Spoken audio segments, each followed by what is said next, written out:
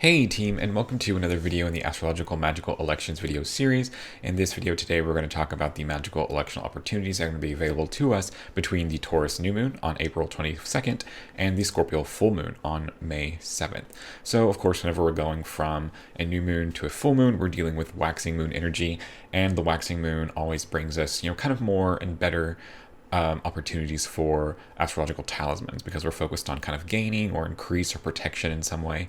And so those talismans are always a little bit more fun, a bit easier to find than some of the more waning ones. So for today's video, from the Taurus New Moon to the Scorpio Full Moon, we actually have 3 magical elections to share, and then kind of like a 4th event that's important within magical context that needs to be discussed also. So we're going to go ahead and kind of dive right into it. Alrighty, so our first electional opportunity for an astrological talisman for this 2-week period, actually kind of the whole month of April was pretty devoid of any really good electional opportunities, so we kind of had to jump straight to May basically for anything useful and practical. So our first electional opportunity is going to be kind of really towards the end of our 2-week period that we're kind of searching through, and that's going to be on May 2nd. Remember, the full moon is on May 7th, so literally just 5 days before. And here we're talking about a 13th Lunar Mansion talisman. Now, the 13th Lunar Mansion is one that I don't think I've gotten to talk about in this series yet. And this is a mansion that is more focused on relationships. It's kind of one of our more relationship-focused mansions. But there's a caveat to it. It's focused really on more sexual relationships, or kind of like the exploration of sexual intimacy in a relationship. So it is very kind of explicitly sexual. It's often very helpful to kind of compare and contrast it with, say, the 6th Lunar Mansion, one we've talked about a couple of times. Whereas the 6th mansion is more focused on, say, the relationship aspect of it, on relating, on understanding, on compassion, on being together, and kind of helping to reinforce a relationship from kind of that friendship aspect of it and the communication aspect of it that's involved. The 13th Lunar Mansion is really much more explicitly sexual. It's much more physical. So while the 13th Lunar Mansion can be a great mansion to turn to for couples who are having kind of difficulty connecting kind of intimately or sexually, or for those who are kind of struggling to kind of reignite that spark between them, there are also more kind of personal uses for the 13th Lunar Mansion. This is the only Lunar Mansion that is specifically talked about within the context of overcoming sexual dysfunction. So if that's an issue, or like anxieties surrounding sexual performance, anything like that, the 13th Lunar Mansion can be a really great ally to help overcome any of those fears or insecurities, or help to connect with another individual in that kind of intimate physical way. So turning to look at the election chart, here we have the moon in the 13th mansion conjoin the midheaven, and her next aspect is going to be this trine to the sun. And I always really enjoy these sun-moon aspects when I can get them when it comes to relationship talismans, specifically, or those talismans that are focused on relations or relating to one another. Venus, of course, is a really great alternative as well. But sun and moon connections really help to cement things much more powerfully within this kind of specific context. And then we've got, let's see, Scorpio rising here, which makes Mars the lord of the first house in here in Aquarius. He's cadent, which isn't super great. He doesn't really have a whole lot of dignity here, but he's not afflicted by Saturn, and, he's not combust the sun, so he's doing great. And he's also the ruler of the 5th house of the chart, so, you're welcome for that too. So all in all, just kind of a very decent election. The ascendant's not afflicted either. It's square Mars, but Mars rules it. That's fine. Saturn's not a square it. It's too far away. It would have been really nice to have like a Venus connection, which we don't have. But do be really careful working with this chart, especially for those individuals who are more west of me, because by the time the moon gets to the midheaven in those locations, she may already be past the trine, the sun. So make sure that you don't miss that. Of course, if you do miss the trine to the sun, then the moon's next aspect is going to be the square to Venus in Gemini, which is, a fine alternative. There's really not anything wrong with Venus in this chart, I guess, other than she's kind of slowing down to station retrograde in a few days. But other than that, she makes a fine alternative to the sun for those west of me who miss the sun trine. Okay, so our second electional opportunity is going to be just a couple of days later on May 4th, around 5:19 p.m. my time. And here we have the moon on the ascendant in the 15th Lunar Mansion. And I'm not sure, I don't think the 15th Lunar Mansion is one that I've talked about before, or if it has, it's been a while.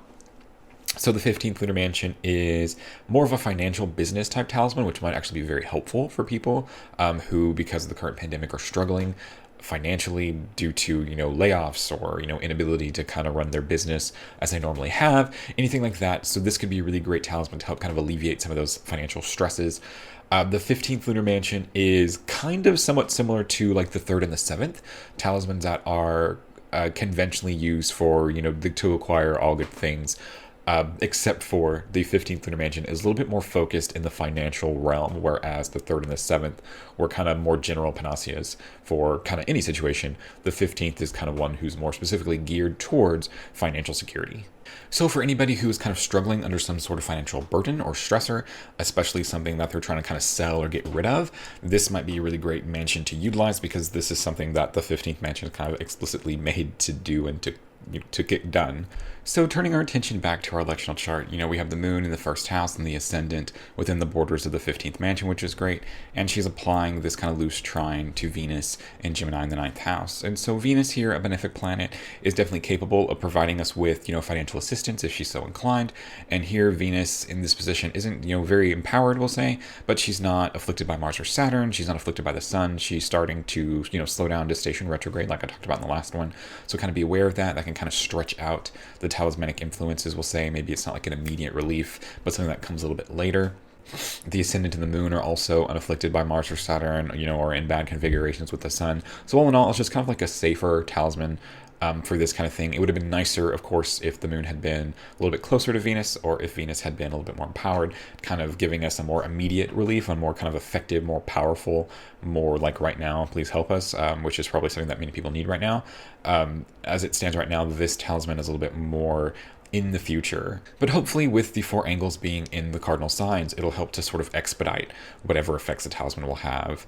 Also, on this same day, May 4th, as you probably see within this chart, the eagle-eyed among you, we'll have the Mercury Cazimi, the Mercury Superior Conjunction Cazimi, and this is the beginning of a new Mercury cycle.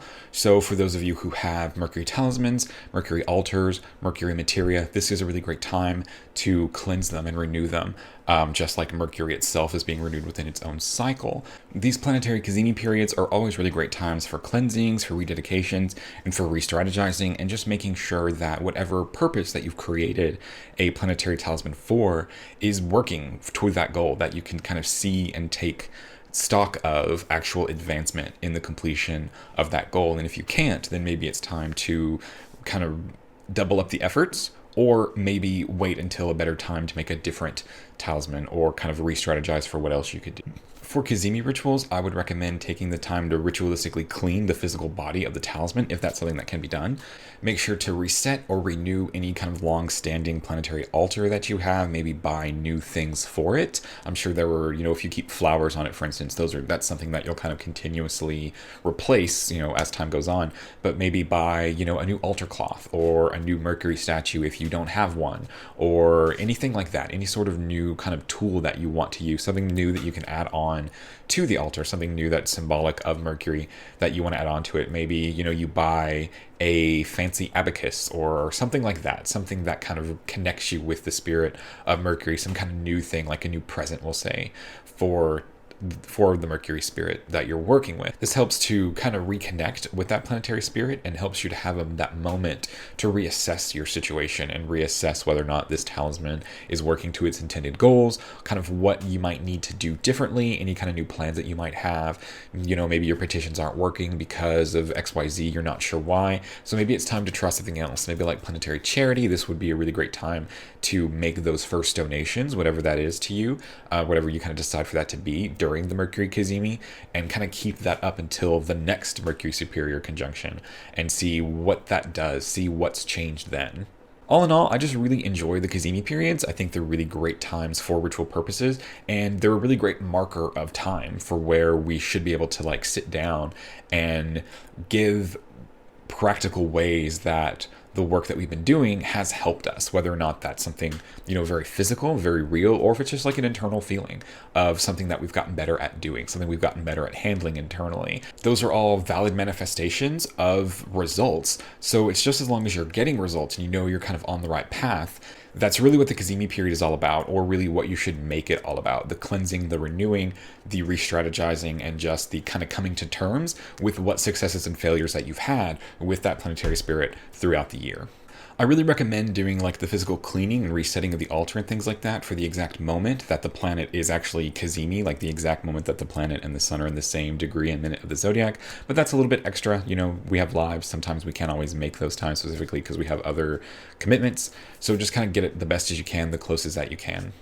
And all right, those are all the electional opportunities that I have to share with you. There is another one for a Saturn talisman on May 4th, but I covered that much more in depth in my Saturn in Aquarius video, so go and take a look at that. I'll timestamp the exact moment that I talk about this chart in the description below, but go and check out the entire video if you haven't already, just to kind of plan out your Saturn in Aquarius talismans. And so with that all being said, I'll see everybody again on the Scorpio Full Moon. Take care and stay healthy.